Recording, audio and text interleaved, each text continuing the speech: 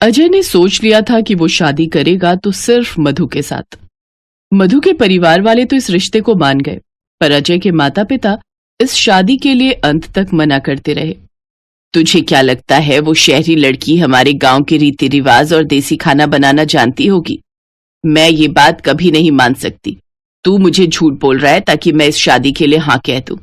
अब एक बात कान खोलकर सुन ले, तू मेरा बेटा ना होता तो मैं शादी में कभी ना आती। जब फेरों का समय होगा हम पहुंच जाएंगे आशीर्वाद देने के लिए।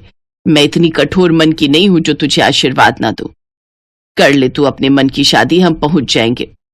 अब ठीक है, मिल गई तुझे खुशी, चिंता मत कर, हम दोनों समय पर पहुंच जाएंगे। जा, तू जाकर अपनी होने वाली पत्नी के साथ शादी की सारी तैयारी कर, हमारा आशीर्वाद तुझे मिल जाएगा। थैंक यू पापा, थैंक यू माँ, मैं आपका इंतजार करूंगा। अजय को थोड़ी तसल्ली हुई कि उसके माता पिता इस शादी के लिए मान गए हैं। सारी तैयारियां हो गई और अजय मधु के साथ शादी के मंडप में पहुंचा तो उसने देखा उसके माता पिता शादी में पहुंच चुके हैं। मधु अजय के माता पिता के पैर छूती है। अभी भी अजय के माता पिता का मुंह बना हुआ था। अजय और मधु की शादी संपन्न होती है। अजय, तेरे ताऊजी, ताईजी, चाचा, चाची, मौसी, बुआ सब रिश्तेदार आए हुए हैं। हम सबको एकदम जाने के लिए तो कह नहीं सकते। सब बहू के हाथ की पहली रसोई का कुछ अच्छा खाना चाहते हैं, इसलिए सब 2 दिन तेरे घर पर ही रुकेंगे। हाँ माँ, चिंता मत करो, मेरा फ्लैट बहुत बड़ा है, सब आराम से रुक जाएंगे। ठीक है, तो फिर अब शादी हो ही गई है तो अब सबको घर ले चल। ठीक है बाबूजी, मैं अभी इंतजाम करता हूँ। अजय मधु के पापा से बात करता है और कुछ ही देर में गाड़ियों में सब रिश्तेदार अजय के फ्लैट पर पहुंच जाते हैं। अगले 2 दिन तक सभी करीबी रिश्तेदार वहीं रुकते हैं। सारे रिश्तेदार रुके हुए हैं। तुम्हारी पहली रसोई है, इसलिए तुम्हें हमारे गांव के हिसाब से देसी खाना बनाना है, वो भी मिट्टी के चूल्हे पर। मैं जानती हूँ तुम शहर की हो, शहरी खाना बनाना जानती हो, वो भी गैस चूल्हे पर, इसलिए मुझे थोड़ी चिंता हो रही है। इसमें मैं तुम्हारी कोई मदद भी नहीं कर सकती। सारा रसोई का काम तुम्हें अकेले ही करना है। जी माँ जी, आप टेंशन मत लीजिए, मैं सब बना लूंगी। बिमला, तूने अपनी शहरी बहू को चूल्हे पर खाना बनाने के लिए कह तो दिया है। तुझे लगता है तेरी बहू चूल्हे पर रोटी बना पाएगी, और वो भी हमारे गांव की तरह देसी शुद्ध घी में बनी हुई सब्जी रोटी? जेठानी जी, करवाना तो पड़ेगा ही, रिवाज है। अब भले ही ये शहर की है, मैंने तो बोल दिया है, अब देखो क्या करती है। मधु रसोई में जाने लगती है कि तभी अजय उसके पास आता है। मधु, तुम तैयार हो ना? हाँ मैं तैयार हूँ, बस कुछ देर और। अच्छा आप मेरे साथ छत पर चलो, मुझे चूल्हा तैयार करना है। ठीक है, मैं तुम्हारे साथ चलता हूँ। अजय के माँ पापा और बाकी रिश्तेदार बैठे हुए देख रहे थे। मधु छत पर जाती है और एक चूल्हा बनाकर तैयार कर देती है। अब आती है खाना बनाने की बारी। मधु बहुत ही बढ़िया शुद्ध देसी घी से भरपूर सब्जी दाल तैयार करती है, और वो भी चूल्हे पर। बिमला, खाने की खुशबू तो बहुत अच्छी आ रही है। हाँ आ तो रही है, और मैंने देखा है बहू चूल्हे पर सारा खाना तैयार कर रही है, वो भी देसी तरीके से। अरे मदन, खाना बनने में कितनी देर है भाई? सभी रिश्तेदार पूछ रहे हैं कि बहू के हाथ का देसी खाना कब मिलेगा? बिमला, एक बार जाओ तो बहू से पूछो खाना तैयार होने में कितनी देर है। हाँ मैं जाती हूँ। मधु सारा खाना तैयार कर चुकी थी। माँ जी, मैंने सोचा जब पहली रसोई में खाना बना रही हूँ तो क्यों ना खीर भी बना लूं, क्योंकि हर शुभ काम की शुरुआत मीठे से ही तो होती है। मैं ठीक कह रही हूँ ना माँ जी? तभी विमला की जेठानी और ननद भी आ जाते हैं। भाभी, मधु तो बहुत समझदार है, इसको तो चूल्हे का सारा खाना बनाना आता है। बुआ जी, मेरी दादी ना जब मैं छोटी थी तो कभी कभी चूल्हे पर रोटी बनाया करती थी, तो मैं भी उन्हें देख देख कर बनाना सीख गई। और आजकल तो फोन में देखकर भी हम बहुत कुछ सीख जाते हैं। क्या? फोन में देखकर? वो कैसे? माँ जी, बस हम फोन में लिखते हैं कि हमें ये चीज बनानी सिखा दो, तो वो हमें सिखा देता है। और तो और चूल्हे की रोटी के फायदे भी पता चलते हैं। फोन में हम कुछ भी देख सकते हैं, कुछ भी ज्ञान ले सकते हैं। अच्छा, तो फिर चूल्हे की रोटी के फायदे क्या क्या हैं? जरा हमें भी बताओ बहू। चूल्हे पर बनी रोटी का स्वाद तो आप सभी जानते हैं, लेकिन इसके स्वास्थ्य लाभ भी अनेक हैं। चूल्हे का भोजन स्वादिष्ट होने के साथ साथ सेहत के लिए भी बहुत लाभदायक होता है। चूल्हे की धीमी आंच पर खाना पकने से पोषक तत्व बचे रहते हैं, जो खाने को और भी पौष्टिक बनाते हैं। और माँ जी, जैसे किसी को खाना पचाने में दिक्कत होती है तो चूल्हे की रोटी हल्की होती है, जो आसानी से पचाई जा सकती है। इसलिए कभी कभी चूल्हे की बनी रोटी भी खानी चाहिए, ये बहुत फायदेमंद होती है। मैंने तो सोच लिया है, अब ये छत पर चूल्हा बना लिया है तो कभी कभी हफ्ते में एक बार चूल्हे पर ही खाना बनाया करूंगी। इससे स्वास्थ्य बहुत सही रहता है। अपनी ज्ञानवर्धक बातों से और अपने व्यवहार से मधु ने कुछ ही देर में सबका दिल जीत लिया।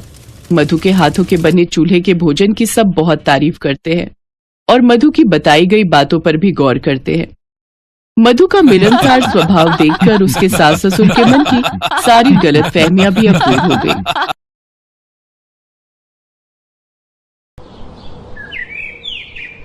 माँ, बिट्टू की गर्मियों की छुट्टियां पड़ गई हैं और ये जिद कर रहा है शहर में चाचा चाची के पास जाने की। हाँ तो चल पड़ते हैं ना। वैसे भी रजत और निशा बहू को गांव में आए हुए सालों बीत गए हैं, इसी बहाने हम उनसे मिल भी लेंगे। ये ठीक रहेगा।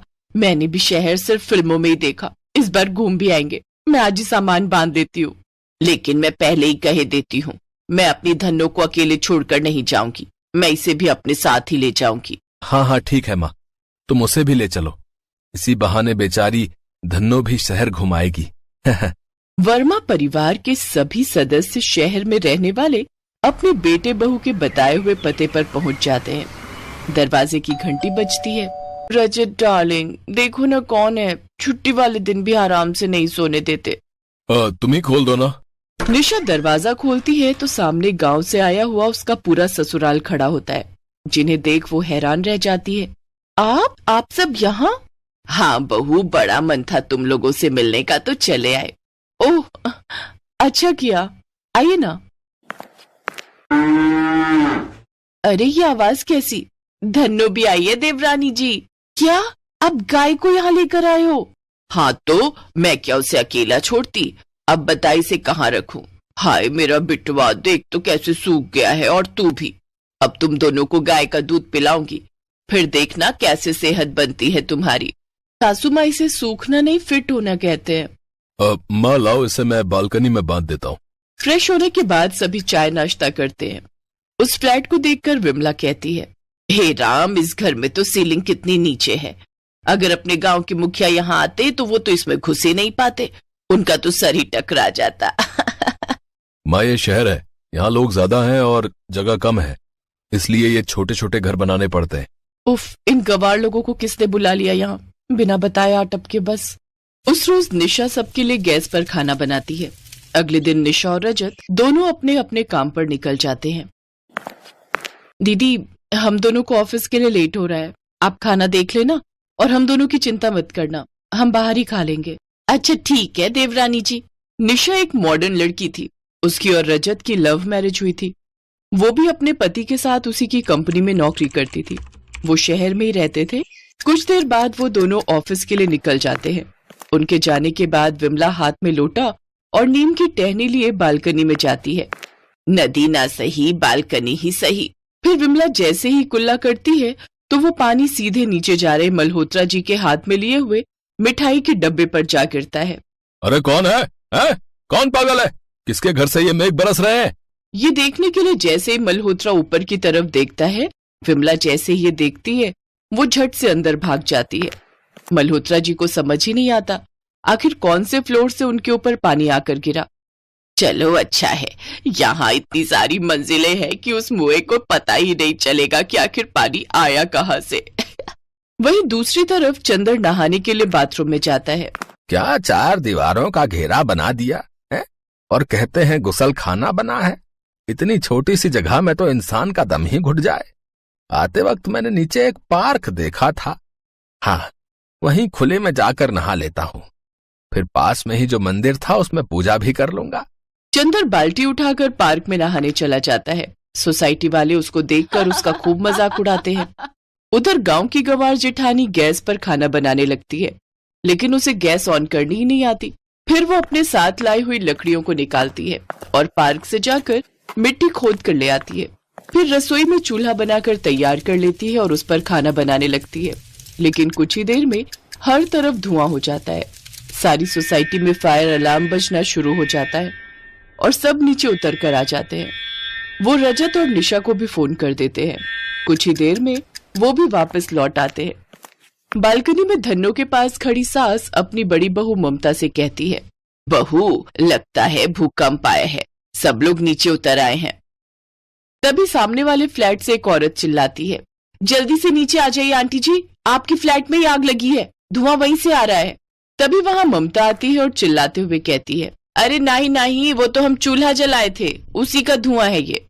नीचे खड़े निशा और रजत अपना माथा पकड़ लेते हैं।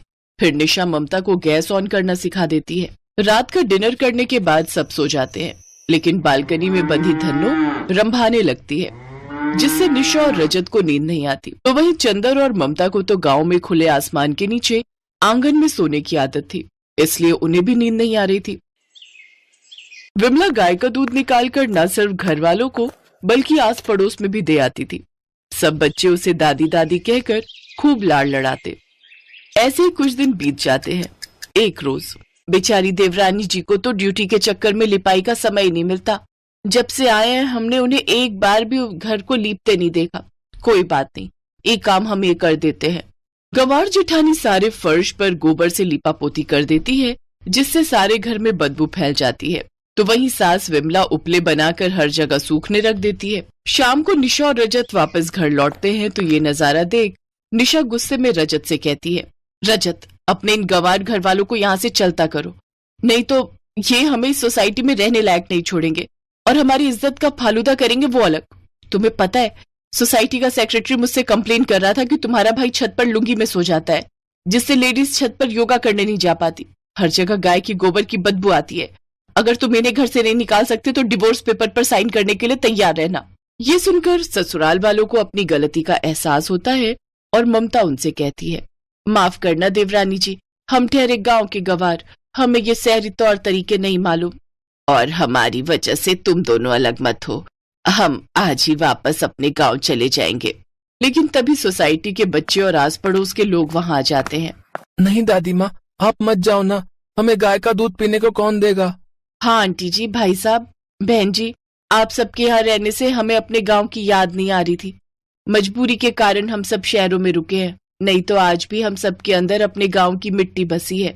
उन सब की बातें सुनकर निशा को भी अपनी गलती का एहसास होता है और वो भी अपनी सास से माफी मांगती है। फिर कुछ दिन और उन्हें अपने साथ रुकने के लिए मना लेती है। सबके कहने पर अब वो कुछ दिन और वहीं रहते हैं। अब वो सब एक साथ बहुत खुशी से रहते हैं।